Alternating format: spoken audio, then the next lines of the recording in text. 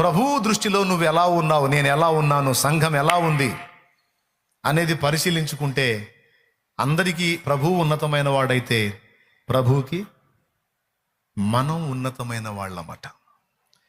ఎంత ఉన్నతం అంటే మన కోసం తన్ను తానే తృణీకరించుకున్నాడు, తనను తానే బలి పెట్టుకోదలుచుకున్నాడు. ఎందుకు? మనల్ని బ్రతికించుకోవటానికి.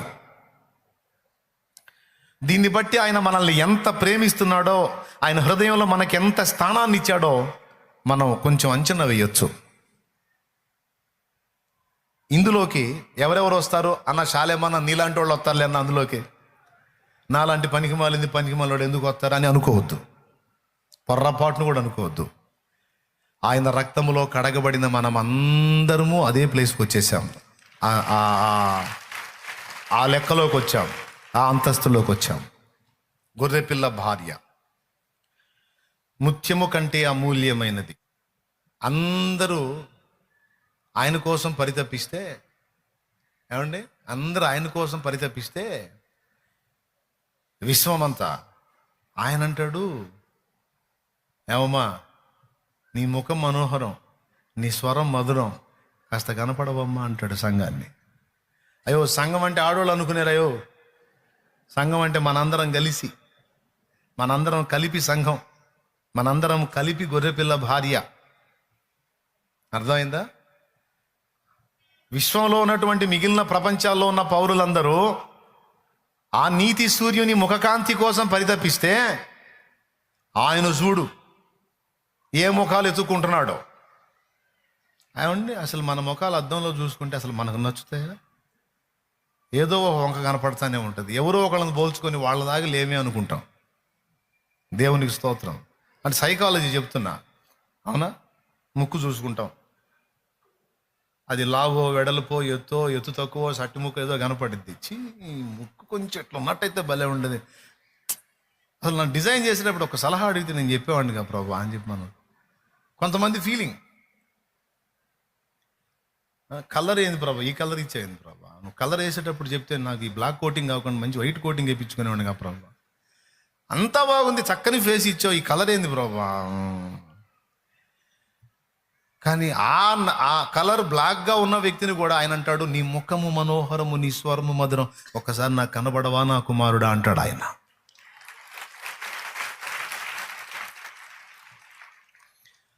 ఇప్పుడు అసలు ఆయన గౌరవనీయుడు, ఘనమైన వాడు. కానీ అలాంటి వాని హృదయంలో అసలు మనల్ని ఎలా ప్రేమిస్తున్నాడో, మనల్ని ఎలా ఆపేక్షిస్తున్నాడో మనకు అర్థమైతే ఎంత హాయిగా ఉంటుందో, ఎంత ఆనందంగా ఉంటుందో. ఇంకా చెప్పాలంటే ఇలా తెలుసుకున్నడం ద్వారా ఆయనకు చేరువు కాగలం. మొట్టమొదట దేవుడు మనందరి విషయంలో ఇలాంటి అభిప్రాయం కలిగి ఉన్నాడన్నప్పుడు మనం భయము నుండి విడుదల పొందుతాం, ధైర్యాన్ని స్వతంత్రించుకోగలుగుతాం. మొట్టమొదటి విషయం, భయము నుండి భయరాహిత్యం పొందుతాం. ఎందుకు చెప్పండి? విశ్వం మొత్తానికి ప్రభువు అమూల్యమైన వాడు. నా ప్రభువుకి నేను అమూల్యమైన దానిని, నేను అమూల్యమైన వాణ్ణి అని. ఏమండి, అది నిజమా కాదా? ఏదో తలకాయ అంటున్నారులే కానీ హృదయం ఒప్పుకోవట్లేదు నిజమే అని. కానీ 100కి 100% నిజం.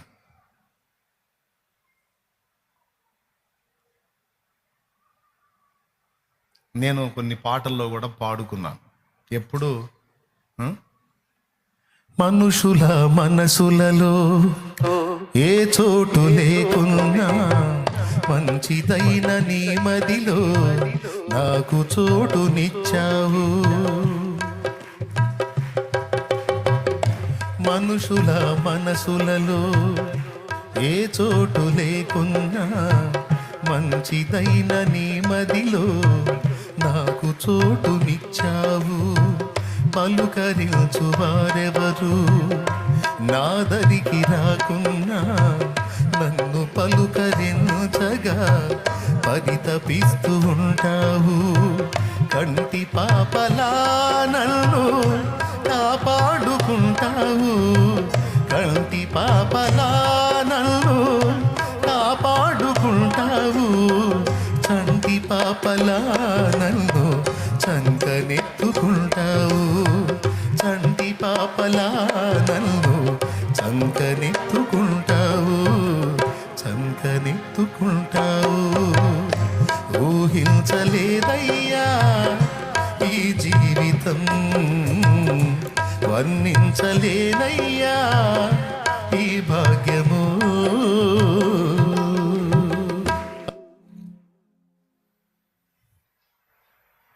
మీరు నమ్ముతారా?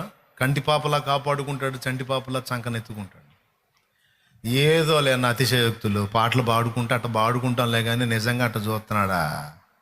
నిజంగా అంతసేటు చూసే పని అయితే ఈ బాధలేంది, ఎగసాట్లేంది, అప్పులేంది, రోగాలేంది, నొప్పులేంది, ఈ తెప్పలేంది, ఏంది? మేము ఒకళ్ళని దొరికాము, బాగా చెబుతావు మాకు ముచ్చట్లన్నీ. ఏందన్నా అంత కంటి పాపలా కాపాడేవాడు, సంటి పాపలా సంకను ఎత్తుకునేవాడు, అప్పులలో చెవంతను ఎగబడుతుంటే ఏం చేస్తున్నాడు? ఏం చేస్తాడు? కొడ్డీలు కడుతుంటే ఏం చేస్తున్నాడు? అది ఇంటి కోసం తిరుగుతుంటే అందరూ కులం అడుగుతుండే, మతం అడుగుతుండే, కులం అడుగుతుండే, మతం అడుగుతుండే. మేము ఫలానా క్రిస్టియన్స్ అనగానే తలుపులు ఎత్తుండే. మరి కంటి పాపలా కాపాడుతాడు, సంకన ఎత్తుకుండే. ఏంది ఎత్తుకునేది? సంకన బజార్లో ఏమిటి తిప్పుతున్నాడు. ఎట్లాగే పాపం అగచాట్లో ఉన్న వాళ్ళందరికీ ఈ మొక్క చెబితే కడుపులో మండిపోతుంటుంది. ఈ మాత్రం బాగా చెబుతావు కానీ ఏడయా అని నేను చెబుతున్నాను. మన శుక్రవారం కూడా అది చెప్పాను. నీవు ఎదుర్కొంటున్న జీవన పోరాటం, బ్రతుకు పోరాటం, ఆత్మీయ పోరాటం, రెండిటిలో ఆ పరిస్థితులను దేవుడే నీకు ఏర్పాటు చేస్తాడు అనేది నువ్వు తెలుసుకొని ఉండాలి. నువ్వు ఎదుర్కొంటున్న ఇక్కట్లు, సమస్యలు, బాధలు, ఇరుకులు, ఇబ్బందులు, నువ్వు జీవన పోరాటం అంటే బ్రతుకు పోరాటంలో కావచ్చు, ఆత్మీయ జీవితంలో ఎదురయ్యే పోరాటాలు కావచ్చు. రెండు పోరాటాలు దేవుడే మన జీవితంలో అనుమతించినవి. అవి కూడా నిన్ను ప్రేమించే, అవి కూడా నీకు మెప్పు, మహిమ, ఘనతకు కారణం కావాలనే ఆ పోరాటాలు నీకు నాకు అనుమతించాడు. మొన్న చెప్పింది మళ్ళీ ఒక్కసారి ఒక ముక్క అందిస్తా. అసలు నాకు అర్థం కాదు, ఏ పోరాటాలు లేకుండా నువ్వు పొడిచే పోటీ ఏంది నాకు అర్థం కాదు. పచ్చిగా మాట్లాడుతున్నా చెప్పాయా? ఏమయ్యా? ఏ ఆటుపోట్లు లేకుండా, ఏ పోరాటాలు లేకుండా, ఏ ప్రతికూలతలు లేకుండా నీ విశ్వాసం నాణ్యత ఎక్కడా? నీ యోధత్వం ఎక్కడా? యుద్ధంలో పోరాడేవాడిని యోధుడు, యోధురాలు అంటారా? లేకపోతే శుభ్రంగా కూర్చొని స్వీట్లు తినేవాడిని అంటారా? ఎవరిని అంటారా? బాగుగా తినుచున్నాడు బహుయోధుడు అంటారా?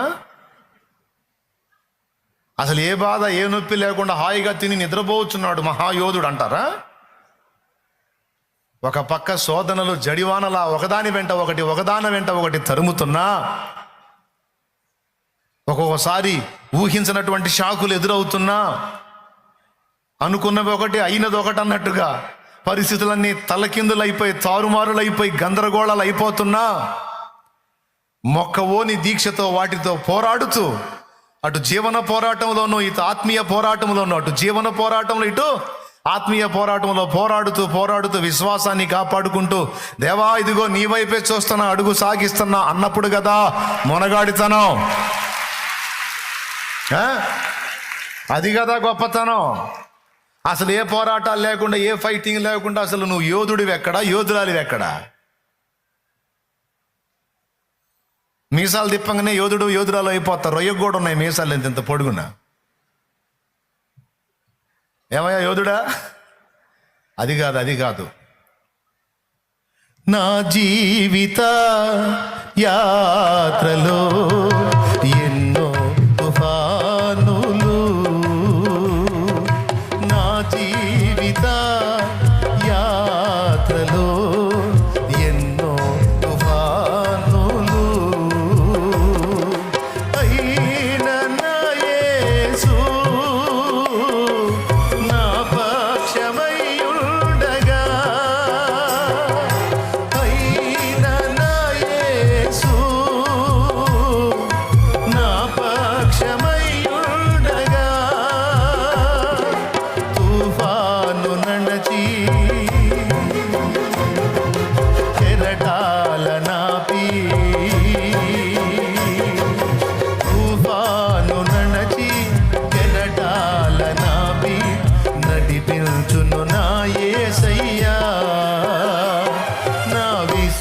విశ్వాసవోడ యాత్ర కొనసాగుచున్నది. నా విశ్వాసవోడ యాత్ర కొనసాగుచున్నది. కొనసాగించే యేసు నాకు తోడుండగా. కొనసాగించే యేసు నాకు తోడుండగా. తుఫానులైనా చెనుగాలులైనా తుఫానులైనా వెనుగాలులైనా ఆపలేవు నా యాత్రను. నా విశ్వాసవోడ యాత్ర కొనసాగుతున్నది. నా విశ్వాసవోడ యాత్ర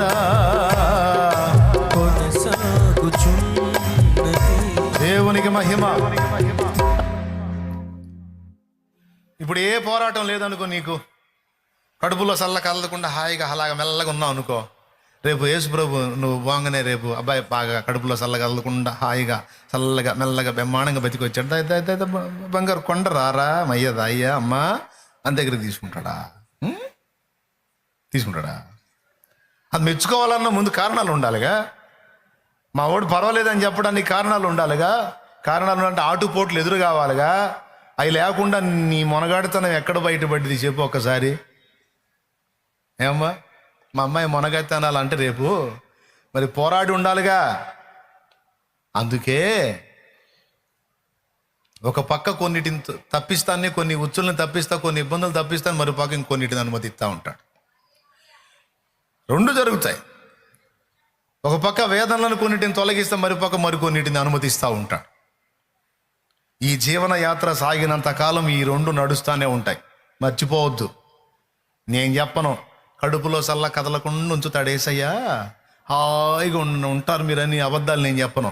ఎన్ని అబద్ధపు మాటలు. అర్థమైందా? నీకు రెండు ఉంటాయి, అవమానాలు ఉంటాయి, ఆ తర్వాత ఆనందాలు ఉంటాయి, కన్నీళ్ళు ఉంటాయి, వాటి తర్వాత ఆనంద బాష్పాలు కూడా ఉంటాయి. ఈ రెండు అనుభవాల్లో కూడా నడవాల నువ్వు. స్తోత్రం. ఈ ఎదురు దెబ్బల్లో నీ పాతివ్రత్యాన్ని నువ్వు కాపాడుకొని అక్కడ చూపించాల నీ ఒరిజినాలిటీ. నీ పతిభక్తి ఏంటో, నీ పాతివ్రత్యం ఏంటో ఈ పోరాటాల్లోనే బయటపడింది. ఏమండి? ఇంట్లో ఏది తక్కువ లేకుండా అన్నీ చూసుకునే భర్త అనుకో, ఏ భార్య అయినా ప్రేమించింది. స్తోత్రం. అవునా? ఎంత పనికి మళ్ళీ కూడా ప్రేమించింది. అట్లా కాకుండా వాడు రోజుకో తిరణాలు చేశాడు అనుకో, రోజుకో తలపోటు తెచ్చేవాడు అనుకో, వీడి తినం చెయ్య అంటదా? లేకపోతే అయినా కూడా ప్రేమించిద్దా? ఏమండి? పాప ఎంతమంది తల్లులు ఉన్నారు ఇట్లాంటి వాళ్ళని భరించేవాళ్ళు. ఏం చేస్తారు? ఎట్ట భరిస్తున్నావురా తల్లి అంటే, ఏం చేసేదన్నా చేసుకున్నదేరా నీకు తప్పదు కన్నా. ఈయంతో రక్తం కారుకుంటా వచ్చావు, తల పగలు కొట్టాడు, కుట్లు వేయించుకొని రక్తం కారుకుంటూ వచ్చావు, కడుపులో మండుతుంది, వాడి కోసం ప్రార్థన చేస్తాను నేనంట. ఏమని చేస్తావన్నా? యేసు నామములో వాడు, యేసు నామములో పోవాలని చేస్తాను. వామ్మ అన్నావు నా భర్త అన్నా. దేవునికి స్తోత్రం. నిన్న మా సిస్టర్ ఒక అమ్మాయి ఉంది, క్రైస్తలో, మా సోదరు ఒక ఆమె ఉంది మా దగ్గర పరిచారకురాలు. పాపం వాళ్ళ ఆయన కాస్త మద్యపానం చేసి తలకి ఎక్కింది. అది కనపడ్డండల్లా కొడుతున్నాడు ఆయన. ఆయన చేత జనం తనులు తింటే ఏమకేం బాధ లేదు. నాతో అంటుంది, ఎవరన్నా కొడతారేమో నన్ను ఆయన అంటుంది. అమ్మా నాకు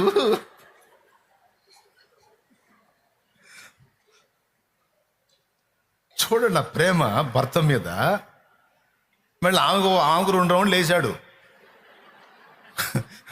2 రౌండ్లు వేసాడు. ఆయన దెబ్బ గుండు కూడా కొట్టించుకుంది, కుట్లు వేపించుకొని. మళ్ళీ ఆయన అన్ని రేకులు తీసుకొని కర్రలు తీసుకొని జనాల మీద ఎగబడుతున్నాడు. జనాల్ని ఆయన కొడితే ఇబ్బంది లేదంట, ఆయన కొడతారేమో నాన్న అంటుంది.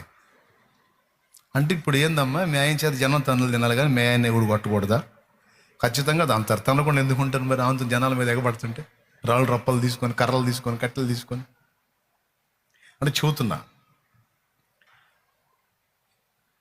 నిన్ను హింసిస్తున్నాడు కనుక అతడు పోవునట్లు ప్రార్థన చేస్తానంటే వద్దంటారు పిచ్చితల్లు.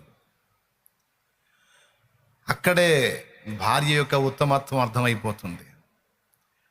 అంటే అలాగని చెరలు పెడతా ఉంటే చూస్తూ ఉండాలా, అనుభవించాలా? అంటే అనుభవించగలిగితే చూడు, లేకపోతే చేయగలిగింది ఏం లేదు. దేవునికే స్తోత్రం. అయితే మనం భూ సంబంధమైన భర్తల గురించి మాట్లాడుకోవటల్లా. ఒకవాడు సైకో ఉంటాడు, ఇక వాడితో జీవితం అంటే ఎప్పుడు గొంతుకు వస్తాడో తెలియదు. అట్లాంటి దగ్గర ఉండమని చెప్తాను ఆయన, నేను వాడికి దండం పెట్టండి అనే చెబుతా.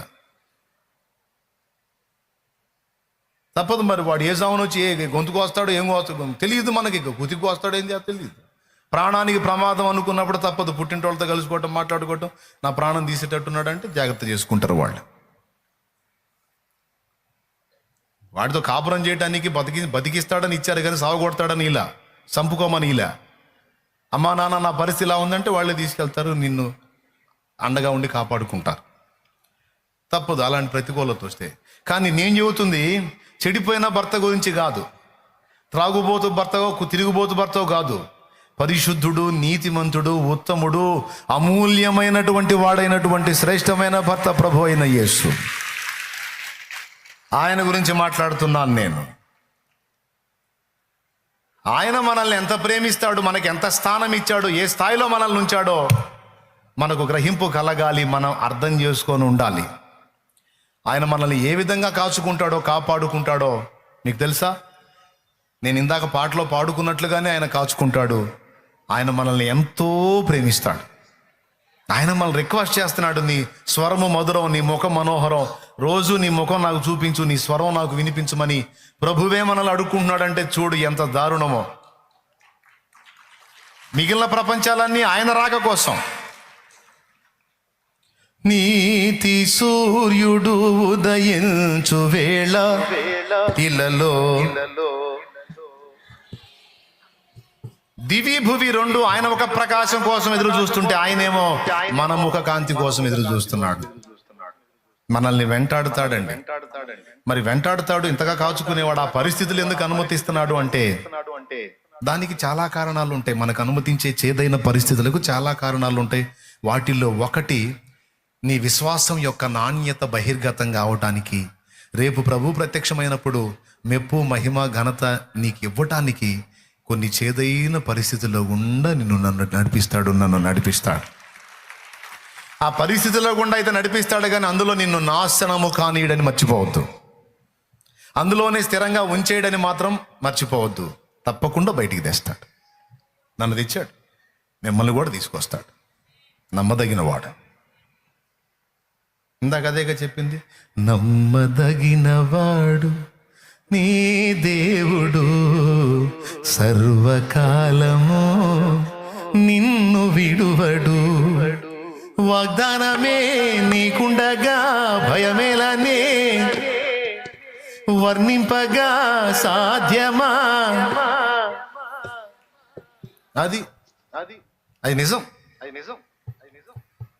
అంతగా వెంటాడి నిన్ను కాచుకుంటాడు. కానీ ఈ పరిస్థితుల్లో గుండా మాత్రం నువ్వు ప్రయాణం చేయాలి. ఎందుకంటే దానికి కారణం నీ గొప్పతనము ప్రజలకు తెలియనట్లు, నీ విశ్వాస్యత, నీ నమ్మకత్వం ప్రభు గుర్తించినట్లు, ఆయన ప్రత్యక్షమైనప్పుడు నీకు మెప్పు మహిమ ఘనత కలుగునట్లు, నీకు బహుమానం కలుగునట్లు, నీకు కిరీటం దొరుకునట్లు, నీకు సింహాసనం దొరుకునట్లు, నిన్ను అందరి ఎదుట ప్రశంసించున్నట్లు దేవుడు ఈ పరిస్థితులు నీకు అనుమతిస్తాడు. అంతేకాదు నీలో కొన్ని అవలక్షణాలని, దేవుడికి నచ్చని లక్షణాలను తొలగించడానికి కూడా కొన్ని ప్రతికూలమైన పరిస్థితులను అనుమతిస్తాడు.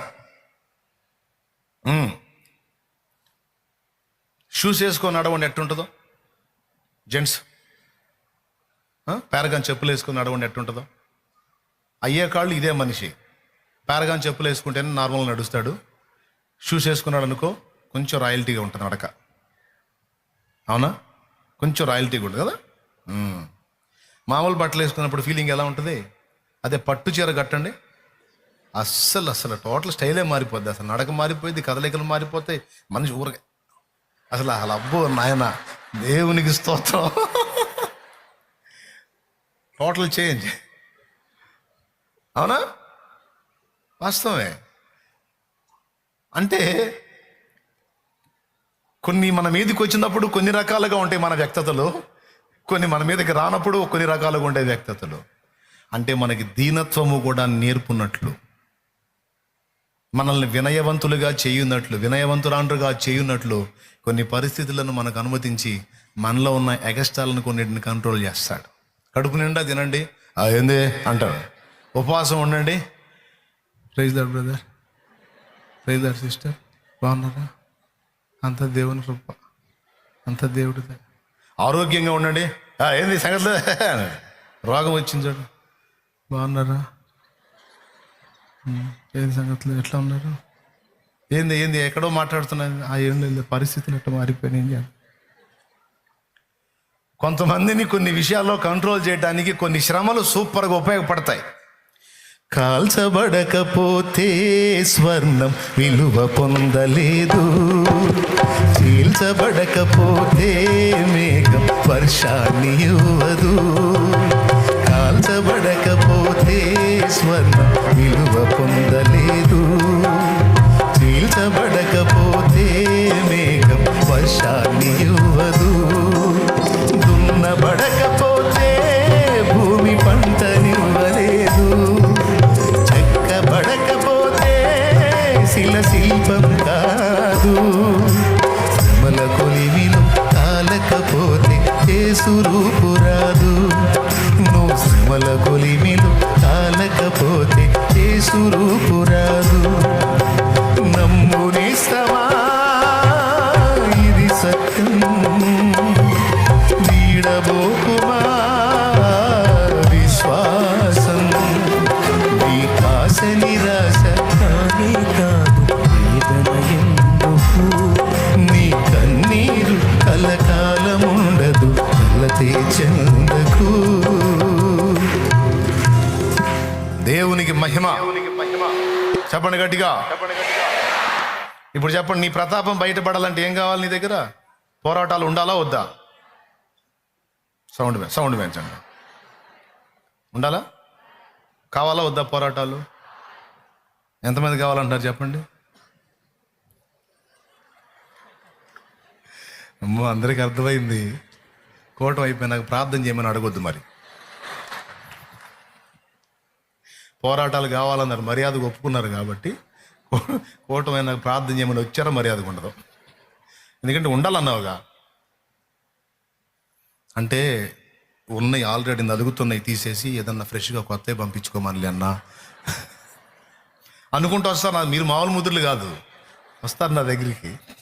పాతి తీసేసి, పాతి మరి ఒత్తిడి ఎక్కువైపోయింది, తీసేసి ఏదన్నా ఫ్రెష్గా కొత్త ఏర్పాటు చేసుకున్నాను, కానీ తట్టుకోలేకపోతున్నాం అని అనుకుంటూ వస్తారు. ఏం కాదు, దేవుడు తీసేస్తాడు, భయపడద్దు.